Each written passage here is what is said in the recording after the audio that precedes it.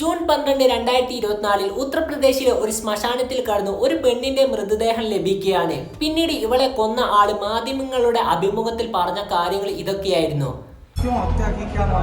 क्यों हत्या करी? मोहब्बत में धोखा दे दिया और धोखे तो देने की सजा है कि എന്തിനാണ് ഇവൻ ഇവളെ കൊന്നത്, അതുപോലെ തന്നെ ഇവർ തമ്മിലുള്ള പ്രശ്നം എന്താണ്, ഇതിനെക്കുറിച്ചാണ് നമ്മൾ ഇന്ന് സംസാരിക്കാൻ പോകുന്നത്.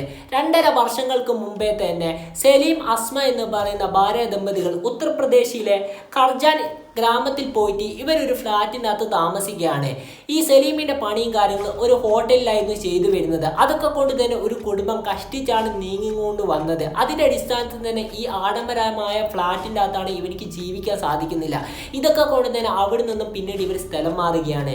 പിന്നീട് എല്ലാവരും വാടക ഷെയർ ചെയ്ത് താമസിക്കുന്ന ഒരു വീട്ടിലായിരുന്നു ഇവരെത്തിയത്. ഓരോ മുറിൻ്റെ അകത്ത് ഓരോ ഫാമിലി ആയിരുന്നു ഉണ്ടായിരുന്നത്.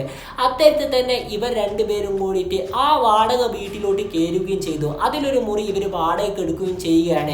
ചെറിയൊരു വാടക കൊടുത്താൽ മതി എന്നതുകൊണ്ട് തന്നെയായിരുന്നു. വളരെയധികം കഷ്ടത്തിലായിരുന്നു ഇവന്റെ കുടുംബം ഇവൻ നോക്കി വന്നിട്ടുണ്ടായിരുന്നത്. അങ്ങനെ ഇരിക്കുകയാണ് അപ്പുറത്തെ മുറിയിലോട്ട് അദിനാനും അതുപോലെ തന്നെ അദിനാനിന്റെ ഭാര്യയും കൂടിയിട്ട് അവിടെ പുതിയ ആൾക്കാരായി വരുന്നത്. അതിന്റെ അടിസ്ഥാനത്തിൽ തന്നെ പിന്നീട് ദിവസങ്ങളോളം മുന്നോട്ട് പോവുകയാണ് ചെയ്തത്. അദിനാൻ എന്ത് പണിയാണ് എടുക്കുന്നത് എന്ന് ആർക്കും അറിയില്ല. അവനിക്ക് സിനിമ കാണൽ ഒരു ഹോബി ആയിരുന്നു. അതുപോലെ തന്നെ സിനിമയിലുള്ള ക്യാരക്ടറുകളെല്ലാമായി ചിന്തിച്ച് നടക്കുന്ന ഒരാളായിരുന്നു ഈ അദിനാൻ എന്ന് പറയുന്ന ഇവൻ. അതിനുശേഷം പിന്നീട് ദിവസങ്ങളോളം മുന്നോട്ട് പോവുകയും പിന്നീട് അദിനാൻ അസ്മയെ കാണുകയാണ്. അസ്മയെ കണ്ട് പിന്നീട് ഇവനിക്ക് ഇഷ്ടത്തിലാവുകയും ചെയ്തു. ഈ കാര്യങ്ങളൊക്കെ അസ്മേന്റെ അടുത്ത് പോയി പറയുകയും ചെയ്തു. പിന്നീട് രണ്ടുപേരും വേറെ തരത്തിലോട്ടുള്ള റിലേഷൻഷിപ്പിലായിരുന്നു രണ്ടുപേരും പോയിട്ടുണ്ടായിരുന്നത്. ഈ ബന്ധം ഇവർ രണ്ടുപേരുടെയും പാർട്ട്നേഴ്സിനെ അറിയില്ലായിരുന്നു. പിന്നീട് ദിവസങ്ങളോളം പോകുന്നുണ്ട്, പിന്നീട് ഇത് വർഷങ്ങളോളം പോകുന്നുണ്ട്. പിന്നീട് ഈ അസ്മയ്ക്ക് അദിനാനുമായിട്ടുള്ള ബന്ധം സലീമിന് മനസ്സിലാവുകയും പിന്നീട് അവിടെ നിന്ന് ഇവർ താമസം മാറുകയും ചെയ്തു. ഇത് വളരെയധികം വലിയ രീതിയിൽ തന്നെ പിന്നീട് അങ്ങോട്ട് ഇവനെ ബാധിച്ച കാര്യങ്ങളൊക്കെ തന്നെയായിരുന്നു. പിന്നീട് അങ്ങനെ മാറിയെങ്കിലും പിന്നീട് അസ്മയുമായി ബന്ധപ്പെടാൻ തന്നെ അദിനാൻ ഇവർക്ക് വേണ്ടി ഒരു പുതിയ മൊബൈൽ ഫോൺ വാങ്ങിച്ചു കൊടുക്കുകയാണ്. പുതിയ മൊബൈൽ ഫോൺ വാങ്ങിച്ചു കൊടുക്കുകയും പിന്നീട് ഇവർ രണ്ടുപേരും ആ മൊബൈൽ വഴി സംസാരിക്കാറുമുണ്ടായിരുന്നു. പിന്നീട് ഒരു ദിവസം പറയുകയാണ് നമുക്ക് എന്തായാലും ഒരു ദിവസം കണ്ടുമുട്ടണം എന്ന തരത്തിലുള്ള കാര്യങ്ങളൊക്കെ പറഞ്ഞു. ഇവർക്ക് നേരിട്ട് സംസാരിക്കണം അത്തരത്തിലുള്ള കാര്യങ്ങളൊക്കെ പറയുകയാണ്. അസ്മയുടെ വീട്ടിൻ്റെ അടുത്തുള്ള ശ്മശാനത്തിലോട്ട് വരാൻ വേണ്ടി പറയുകയാണ്. അതിൻ്റെ അടിസ്ഥാനത്തിൽ തന്നെ അദിനാനും അതുപോലെ തന്നെ അസ്മയും കൂടിയിട്ട് ആ ശ്മശാനത്തിലോട്ട് പോവുകയും ചെയ്തു. അവിടെ കടന്ന് ഇവർ സംസാരിക്കുമ്പോൾ ആർക്കും അറിയില്ല. അത്തരത്തിൽ തന്നെ ആ ശ്മശാനത്തിലോട്ട് ആരും കയറി വരാത്തത് കൊണ്ട് തന്നെ ഇതൊക്കെ കൊണ്ട് തന്നെ പിന്നീട് ദിവസങ്ങളോളം മുന്നോട്ട് പോവുകയാണ്. പിന്നീട് വർഷങ്ങളാകുന്നുണ്ട്. ഈ 2.5 വർഷങ്ങൾക്ക് ശേഷം തന്നെ ഇവർ രണ്ടുപേരും കൂടിയിട്ട് ചില തരത്തിലുള്ള പ്രശ്നത്തിലോട്ട് ആകുകയാണ്. അദിനാനും അസ്മയും കൂടിയിട്ട് ഈ അദിനാനും അസ്മിയുടെ ബന്ധവും ഈ സലീമിന് മനസ്സിലാവും. പിന്നീട് വീട്ടിൽ നിന്നും ശാസിക്കും കാര്യങ്ങളൊക്കെ ചെയ്തിരുന്നു. പിന്നീട് ഈ അദിനാനുമായിട്ട് ഈ അസ്മ വിളിക്കുന്നത് കുറക്കുകയാണ്. അത്തരത്തിൽ തന്നെ അദിനാൻ അസ്മയെ മൊബൈൽ ഫോൺ ചെയ്യുമ്പോൾ അദിനാന്റെ ഫോൺ ഇവൾ കട്ട് ചെയ്തും അതുപോലെ തന്നെ ഇവൾ ഏത് ടൈം വിളിക്കുകയാണെങ്കിൽ ബിസിയാണ്. ഇതൊക്കെ കൊണ്ട് തന്നെ അദിനാന്റെ മനസ്സിലോട്ട് വേറെ കാര്യത്തിലുള്ള കാര്യങ്ങളൊക്കെ ആയിരുന്നു വന്നിട്ടുണ്ടായിരുന്നത്. ഇവർക്ക് വേറെ ആളുമായി ബന്ധമുണ്ടാകും എന്ന തരത്തിലുള്ള കാര്യങ്ങളൊക്കെ തന്നെയായിരുന്നു ഇവൻ ചിന്തിച്ചിട്ടുണ്ടായിരുന്നത്. ഞാൻ വാങ്ങിച്ചു കൊടുത്ത മൊബൈൽ ഇവൾ വേറെ ആളെ എങ്ങനെയാണ് വിളിക്കുക എന്ന തരത്തിലുള്ള കാര്യങ്ങളൊക്കെ തന്നെയായിരുന്നു ഇവൻ ചിന്തിച്ച് കൂട്ടിയിട്ടുണ്ടായിരുന്നത്. അതിന്റെ അടിസ്ഥാനത്തിൽ തന്നെ ജൂൺ 11-ാം തീയതി നമ്മൾ എപ്പോഴും കാണുന്ന ആ ശ്മശാനത്തിൽ വെച്ച് കാണാമെന്ന തരത്തിലുള്ള കാര്യങ്ങൾ അസ്മയെ ഇവൻ സംസാരിക്കുകയാണ്. അതിന്റെ അടിസ്ഥാനത്തിൽ തന്നെ അസ്മയും അതുപോലെ തന്നെ അദിനാനും കൂടിയിട്ട് ആ ശ്മശാനത്തിൽ വരികയും ചെയ്തു. ഇവന്റെ അരയിലാണെങ്കിൽ ഇവനൊരു കത്തിയും ഒളിപ്പിച്ച് വെച്ചിട്ടുണ്ടായിരുന്നു. പിന്നീട് അവിടെ എത്തിയപ്പോൾ അസ്മയുടെ മൊബൈൽ ഫോൺ വാങ്ങിച്ചതിന് ശേഷം അദിനാൻ ഫുള്ള് ചെക്ക് ചെയ്യുകയാണ്.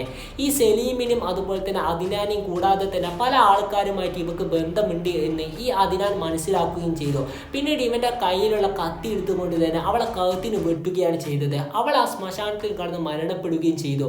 പിന്നീട് ഈ അദിനാൻ ഒരു ഹീറോയെ പോലെ തന്നെ വീട്ടിലോട്ട് പോവുകയാണ് ചെയ്തത്.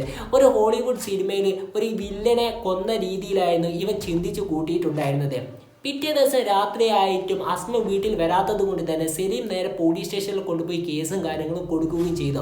പിറ്റേ ദിവസം ജൂൺ 12-ാം തീയതി ചില ആളുകൾ ആ ശ്മശാനത്തിന്റെ അടുത്തു കൂടെ പോയപ്പോൾ ആ ബോഡിയും കാര്യങ്ങളും കാണുകയാണ്. പിന്നീട് അതിൻ്റെ ഉള്ളിൽ കയറി നോക്കിയപ്പോൾ ഒരാൾ മരണപ്പെട്ട രീതിയിൽ കണ്ടതുകൊണ്ട് തന്നെ പെട്ടെന്ന് തന്നെ ഈ ഇൻഫർമേഷൻ പോലീസിനെ വിളിച്ച് പറയുകയും ചെയ്തു. ഒരു സ്ത്രീ ആയതുകൊണ്ട് തന്നെ ആ വീട്ടിൻ്റെ അടുത്ത് തന്നെയാണ് സലീമിന്റെ വീട് എന്ന് മനസ്സിലാക്കിയത് കൊണ്ട് തന്നെ സലീമിന്റെ ഭാര്യയായ അസ്മയാണ് എന്ന് ചെറിയ രീതിയിലുള്ള നിഗമനത്തിലോട്ട് പോലീസുകാർ എത്തുകയും ചെയ്തു. അതിന്റെ അടിസ്ഥാനത്തിൽ തന്നെ സലീമിനെ വിളിക്കുകയും ചെയ്തു. അസ്മയാണ് എന്ന തരത്തിലുള്ള കാര്യങ്ങളൊക്കെ ബോഡി ഐഡന്റിഫൈയും കാര്യങ്ങളും ചെയ്യുകയും ചെയ്തു. സലീമിൻ്റെ അടുത്ത് ചോദിക്കുകയാണ് നിനക്ക് ആരെങ്കിലും സംശയമുണ്ടോ എന്ന്. ഈ അസ്മയും അതുപോലെ തന്നെ അദിനാനുമായിട്ടുള്ള ബന്ധം ഇവനിക്ക് അറിയാവുന്നത് കൊണ്ട് തന്നെ അദിനാൻ എന്ന് പറയുന്ന ഒരുത്തന് സംശയമുണ്ട് എന്ന് പറയുകയും ചെയ്തു. പിന്നീട് അദിനാനെ പോലീസുകാർ നേരെ പോയി അറസ്റ്റ് ചെയ്യുകയും ചെയ്യുകയാണ്. അദിനാനെ പിന്നീട് പോലീസുകാർ ക്വസ്റ്റ്യൻ ചെയ്തപ്പോൾ ഉള്ള കാര്യങ്ങളൊക്കെ ഇവൻ സമ്മതിച്ച് പറയുകയും ചെയ്തു. ഞാൻ തന്നെയാണ് കൊന്നത് എന്ന തരത്തിലുള്ള കാര്യങ്ങളൊക്കെ ഇവൻ പറയുകയാണ്. പിന്നീട് ഇവനെ നേരെ കൊണ്ടുവന്നപ്പോൾ പിന്നീട് ഒരു മാധ്യമത്തിന് ഇവൻ റിപ്പോർട്ടും കാര്യങ്ങളും കൊടുക്കുകയാണ്. അതിൻ്റെ അകത്ത് പറഞ്ഞ കാര്യങ്ങൾ ഇത്തരത്തിലുള്ള കാര്യങ്ങളായിരുന്നു. ഞാൻ ഇങ്ങനെ ഇവളെ കണ്ട് സ്നേഹിക്കുകയും ചെയ്തു. ഞാൻ സ്നേഹിക്കുന്നതിനിടയിൽ തന്നെ ഇവൾക്ക് വേറെ ആൾക്കാരുമായി ബന്ധമുണ്ടായിരുന്നു. ഇതൊക്കെ കൊണ്ട് തന്നെ പിന്നീട് എന്നെ ചതിക്കുന്ന ആൾക്കാരെ പിന്നീട് ഞാൻ കൊല്ലും എന്ന രീതിയിലുള്ള കാര്യങ്ങളായിരുന്നു പിന്നീട് ഇവൻ പറഞ്ഞിട്ടുണ്ടായിരുന്നത്. അത് അത്തരത്തിൽ തന്നെ അസ്മ എന്ന് പറയുന്ന ഇവളെയും ഞാൻ കൊന്നതാണ്. ഇത്തരത്തിൽ തന്നെ എന്നെ ചതിക്കുന്ന എൻ്റെ സുഹൃത്തുക്കളെയും ഞാൻ കൊന്നുകളയും എന്ന തരത്തിലുള്ള കാര്യങ്ങളൊക്കെ തന്നെയായിരുന്നു ആ ന്യൂസ് റിപ്പോർട്ടിനകത്ത് ഇവൻ പറഞ്ഞിട്ടുണ്ടായിരുന്നത്. അപ്പോൾ എന്തായാലും നമ്മൾ ഈ വീഡിയോ ഇവിടെ വെച്ച് വൈൻഡപ്പ് ചെയ്യുകയാണ്. ഇതിലും നല്ല വീഡിയോയുമായി വരാമെന്ന പ്രതീക്ഷയോടെ signing off. It's me Afrad.